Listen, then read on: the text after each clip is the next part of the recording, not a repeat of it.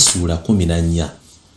Awo mu mirembe gya Amulafeeri kabaka wa Senaali, Aliyoki kabaka w'e Elasaali, Kedolawomeeri kabaka w'e Eramu, ne Tidali kabaka w'e Goyiyimu, bakabaka abo ne balwananga ne Bera kabaka w'e Sodoma, ne Biruusa kabaka w'e Gomola, Sinaabu kabaka w'e Aduma, ne Semeberi kabaka w'e Zeboyiyimu, ne kabaka w'e Bera oba Zowaali.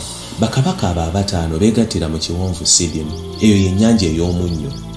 Baali bafugibwa Kedolawomeeri okumala emyaka 12.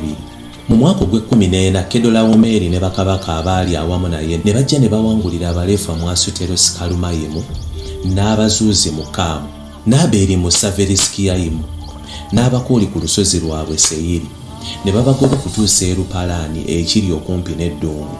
Olwo ne bakyuka ne balaga e Numisepaati, kati ye Kadesi, ne bawangula ensi yonna ey'Abamereki n'ey'Abamoli ababeera mu Kezazotunamali. Awo kabaka ow'e Sodoma n'ow'e Gomola, n'ow'e Aduma, n'ow'e Zeboyiyimu, n'ow'e Bera oba Zowaali ne bategekera wamu olutalo ku kiwonvu Sidimu okulwanyisa bakabaka Kedolawomeeri ow'e Eramu, Tidali ow'e Goyiyimu, Amulafeeri ow'e Senaali ne Aliyoki ow'e Elasaali. Bakabaka bano abana nga balwanyisa bali abataano. Ekiwonvu Sidimu kyali kijjudde obunnyo obw'ettosi. Kabaka ow'e Sodoma n'ow'e Gomola bwe badduka ne babugwamu, abalala abaasigalawo ne baddukira ku lusozi. Bakabaka bali abana ne banyaga ebintu byonna mu Sodoma ne Gomola nga mulimu n'ebyokulya byonna, ne bagenda. Ne banyaga Luuti omwana wa muganda wa Ibulaamu eyatuulanga mu Sodoma n'ebintu bye, ne bagenda. Omuntu omu yawonawo n'ajja n'abuulira Ibulaamu Omwebbulaniya, oyo yatuulanga wali emivule gya Mamule Omwamoli, muganda wa Esukooli era muganda wa Aneri. Abo bombi baali balagana ne Ibulaamu okulwaniranga awamu. Ibulaamu bwe yawulira nga baanyaga omwana wa muganda we, n'agenda n'abasajja ab'omu maka ge abaatendekebwa mu by'okulwana, bonna nga bawera 318. N'awondera bakabaka abana okutuusa e Ddaani, n'agabanyamu abasajja be mu bibinja, n'alumba abalabe ekiro n'abawangula, n'abawondera okutuuka ekkoba mu bukiikakkono obwa Damasiko. N'akomyawo Lutti mutabani we omwana wa muganda we n'ebintu bye n'abakazi n'abantu abalala.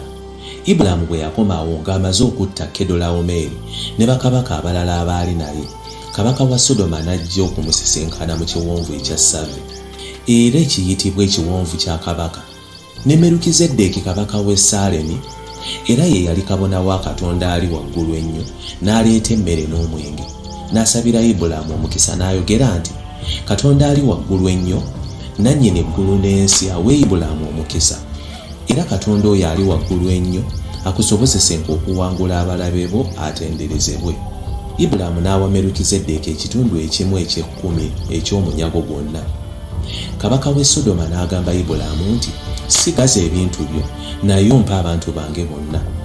Ibulaamu n'agamba kabaka w'e Sodoma nti, ngonna omukono gwange eri Mukama Katonda ali waggulu ennyo, nannyini eggulu n'ensi, nga ndayira nti sijja kutwala kintu kyonna kimu, wadde akaguwa oba akakoba akasiba engatto, oleme okwogera nti nze ngaggawazizza Ibulaamu. Nze sijja kutwala kintu kyonna kimu, wabula ebyo abavubuka abaagenda nange bye balidde. N'Aneri, Esukooli ne Mamule nabo batwale omugabo gwabwe.